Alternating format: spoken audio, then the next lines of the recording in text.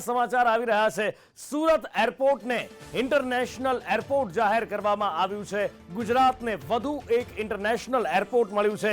કેબિનેટે Surat એરપોર્ટને international airport તરીકે જાહેર કર્યું છે। મંજૂરી મળી ગઈ છે। સુરત ડાયમંડ બુટ્સના લોકાર્પણ પહેલા આ વધુ એક મોટી ભેટ સુરતને મળવા જઈ રહી છે। સુરતી લાલાઓએ હવે અમદાવાદ સુધીના ધક્કા નહીં ખાવા પડે। સુરત એરપોર્ટ પર જ હવે આંતરરાષ્ટ્રીય ફ્લાઇટ્સ લેન્ડ થશે, ટેક ઓફ થશે। આંતરરાષ્ટ્રીય ફ્લાઇટ્સ માટે સુરતવાસીઓને હવે બીજા શહેરોના ધક્કા, મુંબઈ કે પછી અમદાવાદના ધક્કા નહીં ખાવા પડે।